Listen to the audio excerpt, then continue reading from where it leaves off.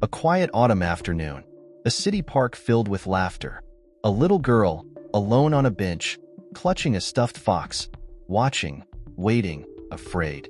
When Officer Ethan Cole kneels beside her and asks if she's okay, she whispers 4 chilling words before a frantic woman snatches her away and vanishes into the crowd. Haunted by the encounter, Ethan's gut tells him something is terribly wrong. But it's not until he returns to the precinct and spots a missing child flyer that the truth hits him. The girl in the park looks exactly like Ava Thompson, who disappeared 2 months ago. As Ethan digs deeper, he uncovers a truth far darker than a simple abduction. Ava is being held by Nina Clark, a woman whose past is scarred by tragedy and obsession. Once a devoted mother, Nina lost her daughter, Lillian, in what was believed to be a horrific accident. But as Ethan closes in, he realizes Nina isn't just running from the police. She's running from herself. Her mind is unraveling, and her desperate grip on reality threatens to take Ava down with her. In a final heart-stopping confrontation, Ethan discovers a terrifying confession. Lillian's death wasn't an accident at all. And now, as Nina's fractured mind teeters on the edge, Ethan must race against time to save Ava before history repeats itself. What really happened to Lillian? And how far will a broken mind go to keep the past alive? The autumn breeze carried the scent of fallen leaves through Crestwood City Park, where golden light filtered through the trees. Officer Ethan Cole strolled along the paved path, nodding at joggers and parents watching their children play. The rhythmic squeak of swings and the distant laughter of children provided a temporary escape from the ugliness of his job. Ethan exhaled, adjusting the weight of his duty belt. It was a rare quiet shift. No robberies, no car accidents, no domestic disputes. Just a moment of peace. That was until he saw her. A little girl sat alone on a wooden bench at the park's edge, gripping a stuffed fox with both hands. Her small frame was tense, her wide brown eyes darting across the playground, searching. For what? For whom? Ethan slowed his steps. Something about her posture unsettled him. Most kids at the park were with someone. A sibling, a parent, a friend. But this child? She looked lost. Or worse, afraid. He adjusted his posture, making himself seem less imposing.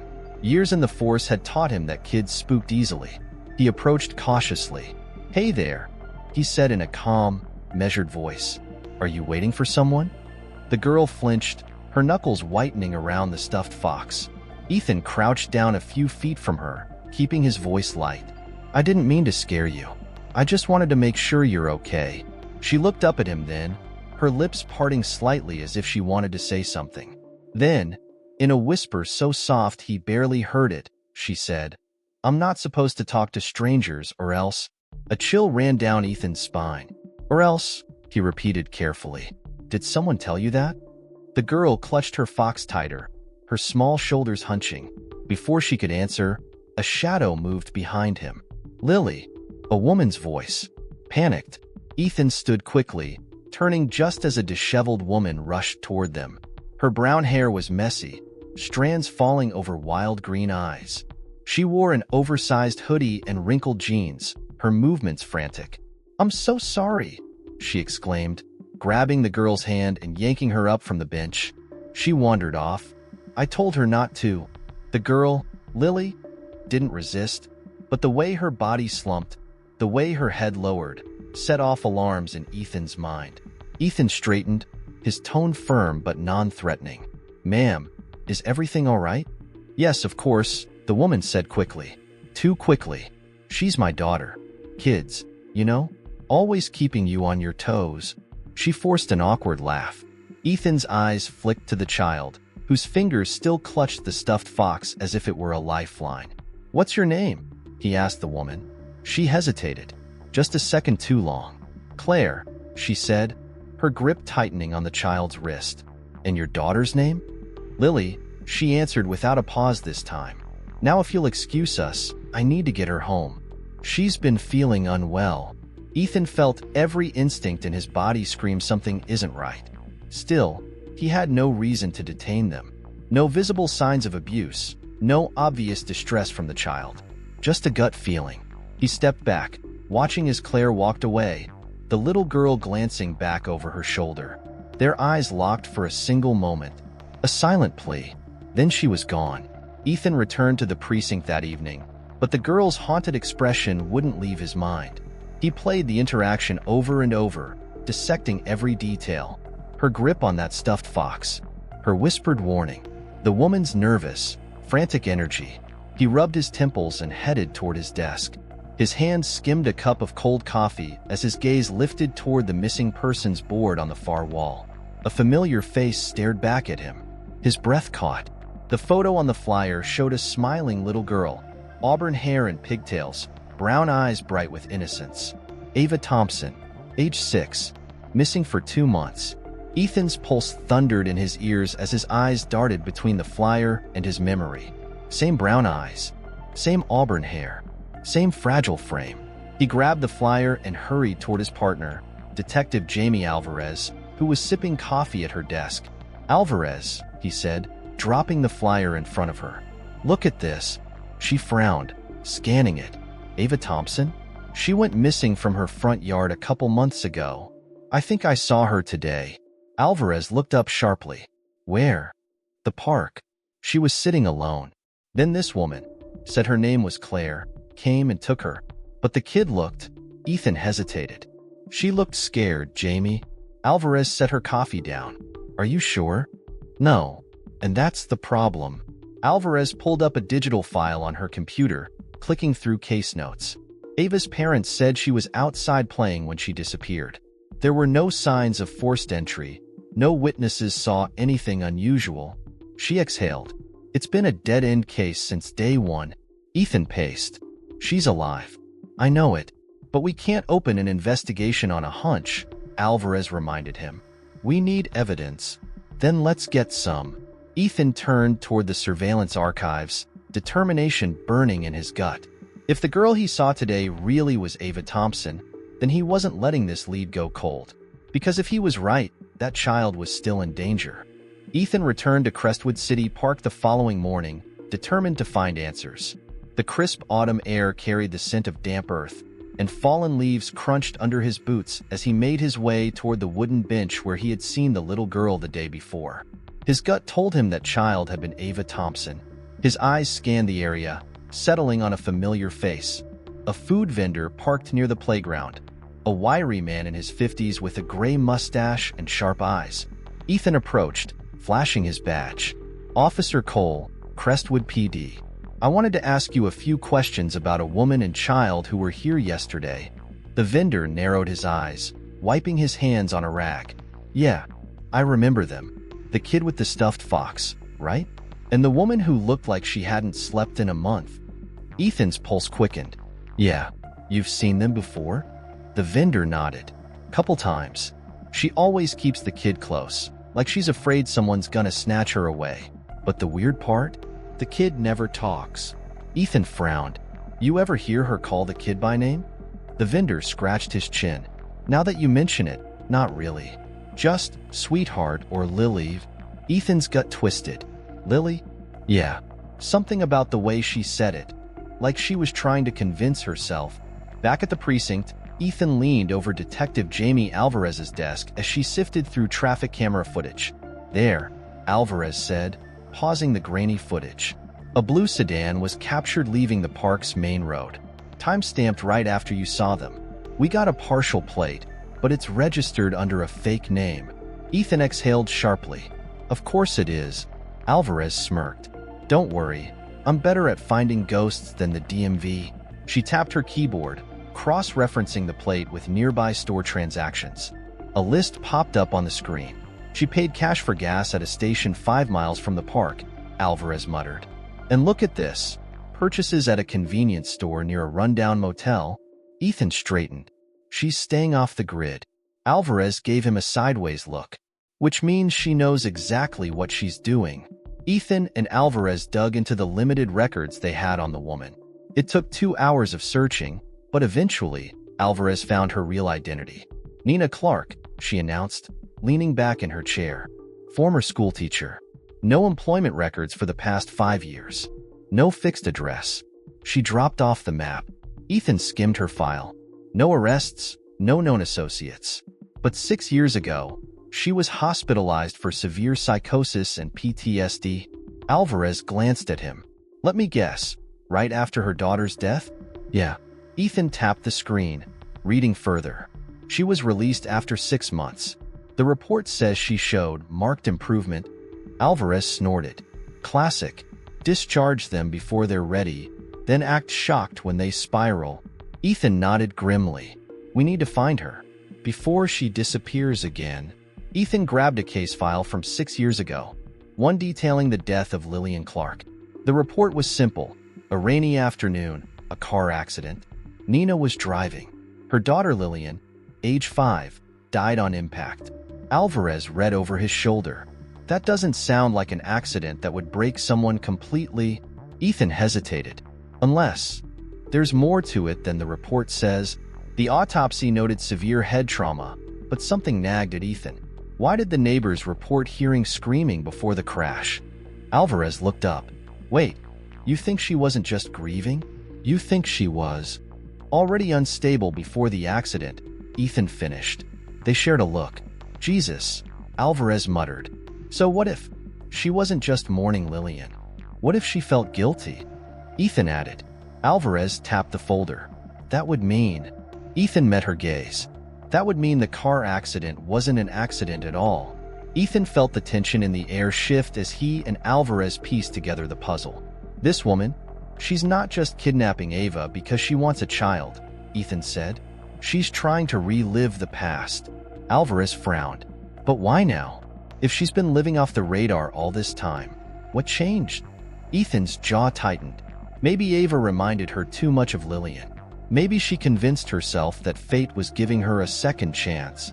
Alvarez exhaled. That means she won't let Ava go willingly. Ethan stood. Which means we need to find her. Now. Alvarez was already pulling up more data. Let's check motels near her last known transactions. But even as they worked, Nina was already moving. Ethan pulled into the driveway of a modest suburban home, the Thompson residence. The house looked frozen in time, like a place waiting for someone to return. Sarah Thompson opened the door before he could knock. She looked exhausted, her eyes hollow, her hands wringing a dish towel. Officer Cole? Her voice trembled. Yes, ma'am. I'd like to ask a few more questions about Ava's disappearance. Sarah nodded, stepping aside. Please, anything to bring her home. Mike Thompson sat stiffly on the couch, his jaw clenched. The air between them was heavy with unspoken fears. Ethan took a seat across from them. Tell me about the day Ava went missing. Sarah inhaled shakily. It was the middle of the afternoon. She was playing in the front yard with her doll. I checked on her from the kitchen window. She was laughing. Then she was gone. Mike spoke, his voice tight with frustration. No one saw a damn thing. The neighbors didn't hear anything unusual. We live in a quiet neighborhood. Stuff like this doesn't happen here. Ethan tapped his pen against his notepad. Do you remember seeing any unfamiliar vehicles? Mike's brow furrowed. A car, maybe. A blue sedan parked down the street. But at the time, I thought it belonged to a visitor. Ethan's pulse quickened. Are you sure it was blue? Mike nodded. Yeah, light blue. Faded paint. That was it. The same car seen leaving the park. Sarah's voice cracked. Please, you think she's still alive, don't you? Ethan met her gaze. I do, and I'm going to find her. In a dimly lit motel room on the city's outskirts, Nina Clark paced the floor.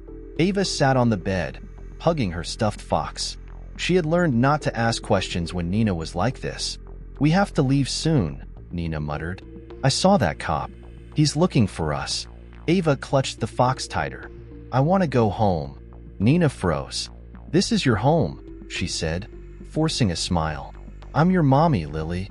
Ava shook her head. I'm not Lily. Nina's face darkened. Yes, you are. Ava flinched. Nina softened instantly, kneeling beside her. Sweetheart, I know you're confused, but I love you. I'm going to keep you safe. Ava didn't respond. She just gripped the fox and stared at the door. She was starting to understand. This wasn't about love. This was about escape. Back at the precinct, Ethan sat beside Alvarez, sifting through Nina's old addresses. This woman is a ghost. Alvarez muttered. No credit cards, no recent bills. But I did find something interesting. She slid a yellowed hospital record across the desk. Ethan scanned the text. This is from Nina's psychiatric evaluation? Alvarez nodded. Check the notes from her therapist. Ethan's eyes narrowed as he read aloud. Patient exhibits signs of paranoid delusions and dissociation. Avoids discussion of Lillian's death. When pressed, patient claims it wasn't supposed to happen that way. He looked up. She's been running from the truth this whole time. Alvarez tapped the file. And she's keeping Ava to rewrite history. Ethan's jaw tightened. We need to find her before she does something she can't take back. At a gas station 5 miles from the motel, a surveillance camera captured Nina buying supplies, bottled water, snacks, a cheap burner phone. She's planning to leave town, Alvarez said. Ethan clenched his fists. Then we get to her first. They questioned the gas station clerk, a middle-aged man with tired eyes. Yeah, I saw her, he said, lighting a cigarette. She had a kid with her. Cute little thing, but real quiet. Ethan leaned forward. Did the girl seem scared? The man hesitated. I dunno. She just didn't look happy. Ethan and Alvarez shared a glance. Which direction did they go? Alvarez asked. The man exhaled a stream of smoke. West. Toward the old highway. Ethan's heart pounded. There aren't many motels that way. Alvarez was already pulling up a map. There's one. Sunset Motel. Ethan and Alvarez pulled into the Sunset Motel parking lot, their headlights slicing through the darkness. Ethan's stomach twisted as he stepped out of the car. He knew she had been here. The motel clerk, a balding man with thick glasses, eyed them warily. Can I help you? Ethan flashed his badge. A woman and a little girl checked in recently. We need to know what room they were in. The clerk sighed, flipping through the logbook. Yeah, room 12.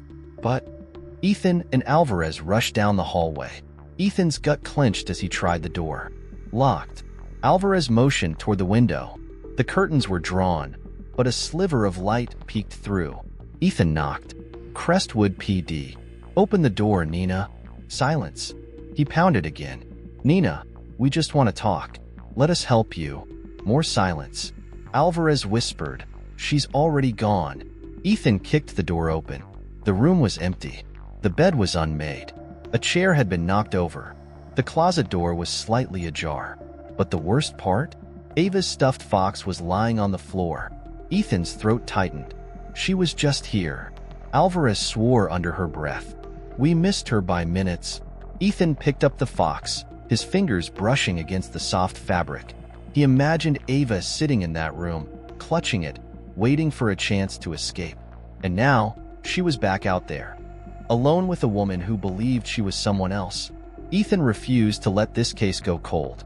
He turned to Alvarez. We find every traffic camera, every possible road she could take. We're not losing them again. Alvarez nodded. We'll lock down the city if we have to.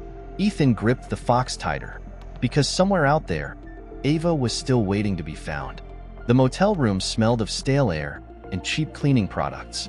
The flickering neon light outside the window cast a faint red glow against the dingy curtains. Nina sat on the edge of the bed, staring at the crumpled clothes she had packed for their next move. Her hands trembled as she reached for Ava's small coat, folding it with careful precision. Ava sat quietly in the corner, clutching her stuffed fox. She had learned not to speak when Nina was like this. Her moods changed too fast. I know what you're thinking, sweetheart. Nina turned, her green eyes burning with conviction. You're scared because the bad people are after us. Ava didn't respond. Nina walked over and knelt beside her. But you don't have to be afraid. I won't let them take you away from me again. Ava's fingers curled tighter around the stuffed fox. I want to go home. This is home, Nina whispered. She reached up and brushed Ava's auburn hair back. I finally got you back, Lillian. Ava flinched. My name isn't Lillian, she whispered, her voice barely audible. Nina's expression darkened. She gripped Ava's chin, her fingers cold. You're confused, baby, Nina said. Her voice wavered, as if she was trying to convince herself more than Ava. They took you from me, made you forget who you really are. But I'll help you remember. Ava squeezed her eyes shut. She couldn't tell what was more terrifying, Nina's words or the way she truly believed them.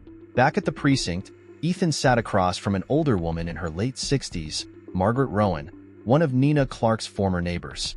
Margaret adjusted her thin glasses, wringing her hands together. I don't know if I should even be talking about this. Ethan leaned forward, voice gentle but firm. Ms. Rowan, anything you remember could help. This is about finding Ava Thompson before it's too late. Margaret sighed. I remember Nina from years ago. Back when she had Lillian. Ethan pulled out his notepad. What do you remember about them? The woman hesitated. Nina loved Lillian, but something wasn't right. I'd hear shouting from inside their house. Lillian crying. One night, just before the accident, I heard. She swallowed hard. What did you hear? Ethan pressed. I heard Nina screaming at her daughter, and then a thud. A horrible, sharp sound. Like someone, falling. Ethan's blood turned cold. Then what? Margaret shook her head. Then everything went quiet. And the next morning, I heard the news. That Lillian had died in the crash. Ethan exchanged a glance with Alvarez, who stood behind him, arms crossed. Ms. Rowan, Alvarez said, are you saying you think Lillian was already injured before the accident? Margaret hesitated before nodding. I don't know what really happened that night, but I do know this. Something about the way Nina looked the next day wasn't right. Ethan's fingers tightened around his notepad. They had always assumed Nina's guilt was survivor's guilt. But what if it wasn't? What if Nina wasn't mourning her daughter's death, but the truth behind it? Alvarez pulled a faded hospital report from her files and slid it across Ethan's desk. Ethan scanned the document, his breath catching on one chilling detail. Lillian Clark's injuries weren't consistent with a normal car accident. There were fractures to her skull, but they weren't caused by the impact of a crash. They were caused before the crash. Ethan's stomach twisted. This changes everything. Alvarez nodded grimly. Nina didn't just lose Lillian. She might have killed her. Ethan closed his eyes for a brief moment, piecing it all together. The screaming, the thud Margaret had heard, the inconsistencies in the autopsy report. Then Nina had gotten in the car, driving recklessly, panicked, spiraling. Maybe she wasn't trying to kill herself in that crash, Ethan muttered. Maybe she was trying to cover up what really happened. Alvarez exhaled. And now she's trying to rewrite history with Ava. Ethan shoved the hospital report into his bag. Then we need to stop her before she does something she can't undo. Alvarez tapped furiously on her keyboard, tracking every possible lead on Nina's current whereabouts. A red dot flashed on the screen. I got her, she said. Ethan leaned over. Where? A traffic camera picked up her blue sedan heading toward an abandoned house in the old industrial district.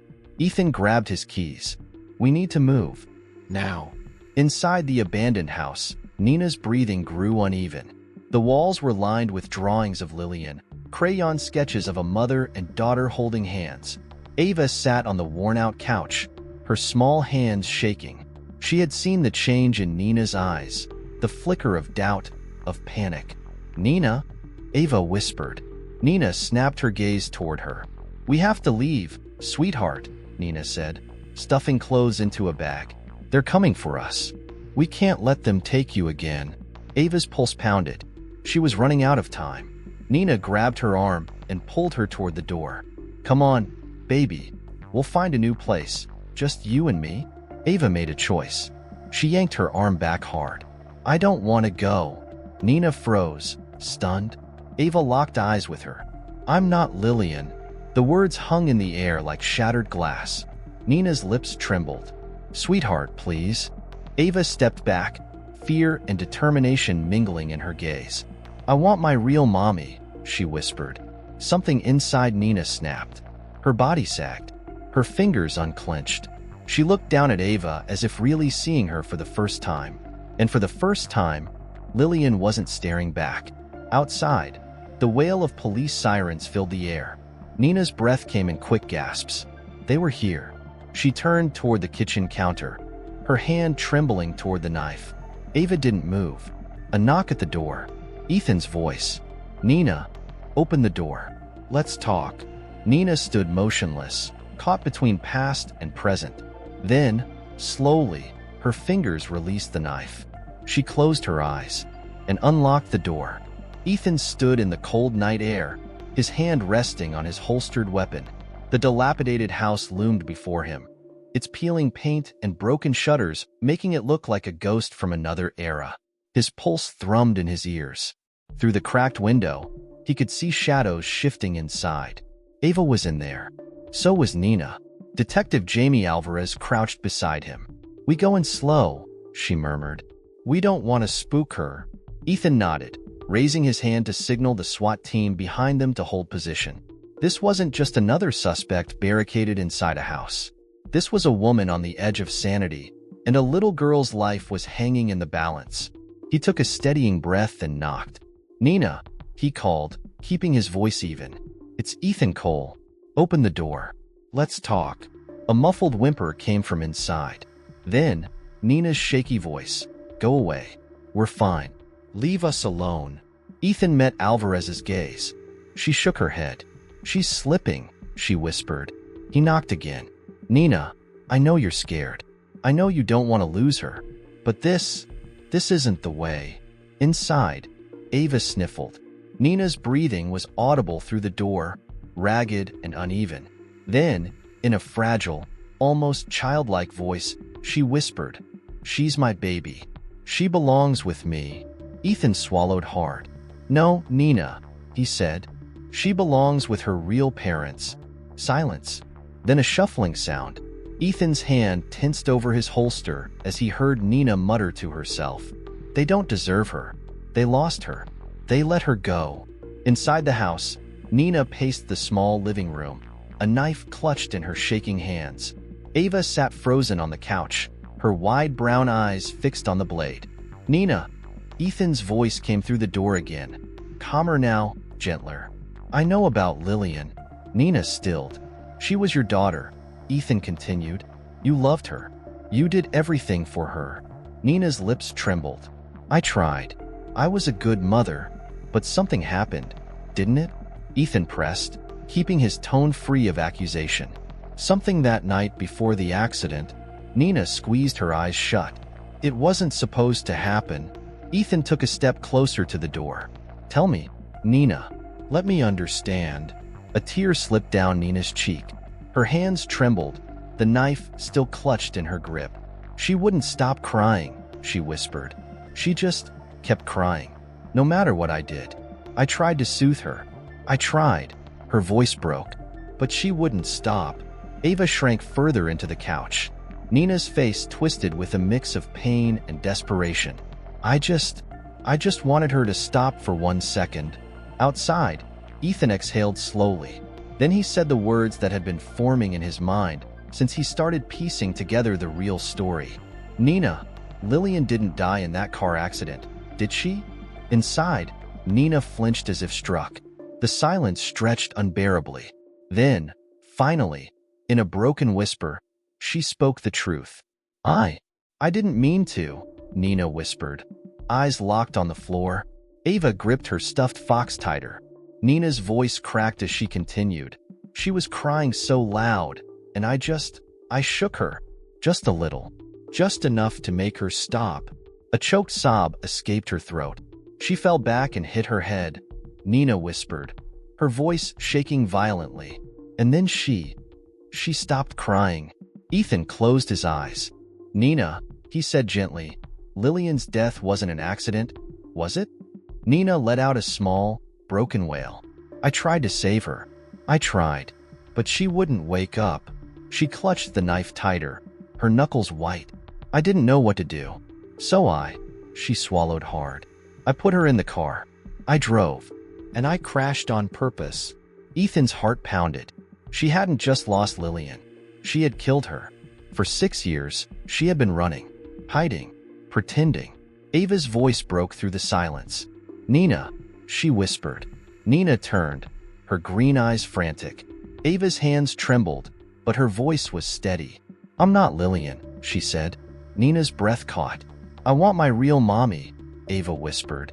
Nina's hands shook violently. The knife clattered to the floor. For the first time, Nina saw Ava, not as Lillian, but as the terrified little girl she had stolen, and something inside her broke. She collapsed onto her knees, sobbing. Outside, Ethan heard the crash and pushed open the door. Ethan stepped inside the darkened house, his gun still holstered. Nina was on the floor, weeping into her hands. The knife lay forgotten beside her. Ava was shaking, but unharmed. Ethan moved carefully, crouching beside Nina. "It's over," he said softly. "Let her go." Nina sobbed harder. "I just wanted to be a good mother." Ethan nodded. "I know, but you need help, Nina. And Ava, she needs to go home." Nina hesitated. Then, with a trembling hand, she reached for Ava's tiny fingers. Ava didn't pull away, but she didn't move closer either. Nina nodded. And then, finally, she let go. The police moved in, handcuffing Nina gently but firmly. She didn't resist. As she was led toward the squad car, she turned back to Ethan, her face streaked with tears. "I see it now," she murmured. "She wasn't Lillian, was she?" Ethan shook his head. "No, Nina." Nina closed her eyes, nodding slowly. Ava ran into Ethan's arms, her tiny body shaking. Ethan lifted her up, holding her tight. "You're safe now," he murmured. "We're taking you home." Ava's breath hitched as she buried her face in his shoulder. As the squad cars pulled away, Ethan exhaled. It was over, but deep in his gut, he knew the damage would never fully heal. The precinct was quieter than usual. The weight of the case hung over everyone like a thick fog. Ethan sat at his desk, staring at the open case file in front of him. Despite the official report being nearly complete, something about it felt unfinished. Across the room, Detective Jamie Alvarez dropped a coffee in front of him before settling into the chair across from him. "You look like hell," she muttered, taking a sip from her own cup. Ethan exhaled a laugh, running a hand through his hair. "Feels about right." Alvarez leaned forward, folding her hands. "The DA filed charges against Nina this morning. But," she hesitated. "But she won't stand trial," Ethan finished. Alvarez nodded. "The psychiatric evaluations came back. Unfit for trial. They're sending her to a high-security mental health facility instead." Ethan tapped his fingers against the table. "She'll never really answer for what she did." Alvarez sighed. "She'll spend the rest of her life in a hospital. Maybe that's worse." Ethan wasn't sure. Maybe. But it didn't bring Ava's stolen months back. And it didn't erase what happened to Lillian. Sarah and Mike Thompson clutched hands tightly as they stood outside the room at the Child Recovery Center. Inside, Ava sat on a small couch, her stuffed fox in her lap. She looked smaller than Sarah remembered, more fragile, but she was there, alive. A staff worker turned to Sarah and Mike. "She's been quiet. It might take time for her to readjust." Sarah nodded. "We understand." The worker gave a soft smile before stepping aside, motioning for them to enter. Sarah hesitated, a lump forming in her throat. Then, she stepped forward, kneeling in front of Ava. "Sweetheart," she whispered. Ava lifted her gaze. For a moment, there was nothing, just a blank, unreadable expression. Then, her lip quivered. "Mommy." Sarah's breath hitched. "Yes, baby, it's me." Ava's small frame trembled as she lunged forward, burying her face into Sarah's shoulder. Sarah wrapped her arms tightly around her, sobbing. Mike dropped to his knees beside them, his arms circling them both. "I missed you," Ava whispered, her voice muffled. Sarah kissed the top of her head. "We missed you too. So much." Ava clutched her stuffed fox even tighter. She was home. But the scars? They would take longer to heal. A week later, Ethan pulled into the Thompsons' driveway. Sarah greeted him at the door with a tired but genuine smile. "Come in," she said, stepping aside. "She's been asking about you." Ethan followed her into the living room. Ava sat at the coffee table, coloring with crayons. When she saw Ethan, she hesitated, then smiled shyly. "Hi, Officer Cole." "Hey, kiddo," Ethan said, crouching beside her. "What you working on?" Ava turned her drawing toward him. It was a colorful picture of the park, stick figures standing near a bench. "That's me," she said, pointing to the small figure holding a fox. Then, pointing to a taller figure beside her, And that's you? Ethan's throat tightened. Sarah stepped forward. She talks about you a lot. Ethan looked at Ava. I'm just glad you're safe now. Ava nodded. Me too. She hesitated, then dug into a small pile of drawings and held one up to him. For you, she said. Ethan took it, unfolding the paper gently. It was a hand-drawn badge with his name on it, surrounded by little blue stars. His chest ached. Thanks, Ava, he said softly. I'll keep it somewhere special. Ava beamed. For the first time since the case began, Ethan felt like he could breathe again. Back at the precinct, Ethan sat in front of the case file one last time. Everything had been wrapped up.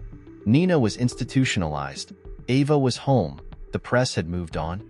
But something still gnawed at him. He stared at Lillian Clark's autopsy report. The final page detailed her injuries, her cause of death. But Ethan kept going back to the statement from Nina's neighbor. The thud they'd heard the night before the accident. Ethan rubbed his temples. If Nina had truly intended to cover up Lillian's death, then why did she write a confession letter? Why didn't she run? Something didn't add up. Alvarez walked in, leaning against his desk. You still obsessing over that file? Ethan flipped the report closed. Something doesn't sit right. Alvarez sighed. Ethan, we got Ava home. Nina is locked away. This case is over. Ethan nodded, but his gut told him otherwise. Because what if Nina wasn't the only one hiding something? At the state psychiatric facility, Nina Clark sat in a cold, white-walled room. She didn't scream or fight anymore. She just sat, staring at the wall, her fingers tracing invisible patterns on the table. The door opened, and her doctor entered. Nina, we have someone here to see you, he said. Nina didn't react. The doctor stepped aside. A woman walked in. She was older, her hair graying at the roots. Her eyes were cold, calculating. Nina's breath hitched. The woman smiled. Hello, Nina, she murmured, stepping forward. Nina shook her head, her entire body trembling. No, you're not real. The woman's smile never wavered. You always did have such an overactive imagination, she said softly. Then she leaned down, her lips barely above Nina's ear. Let's keep the past buried, shall we? Nina let out a choked sob. The woman turned and left without another word. Nina stared after her, her entire body frozen in place. Because for the first time in years, the past wasn't a delusion. It was real, and it had just walked through the door. As we reach the end of this chilling and emotional journey, one question lingers. How far can the mind go to rewrite reality when faced with unbearable grief? The Silent Plea is more than just a story of a missing child. It's a harrowing look into the depths of human emotion, where love and obsession blur until the truth becomes unrecognizable. If you were in Officer Ethan Cole's shoes, would you have followed your instincts? And what would you have done if you were Ava, caught in a nightmare she couldn't understand? Let me know your thoughts in the comments below. If you found this story compelling, don't forget to subscribe to the channel. We bring you gripping narratives, thought-provoking mysteries, and deep explorations of the human psyche. Turn on notifications so you never miss our next thrilling story, because sometimes the truth is far darker than fiction.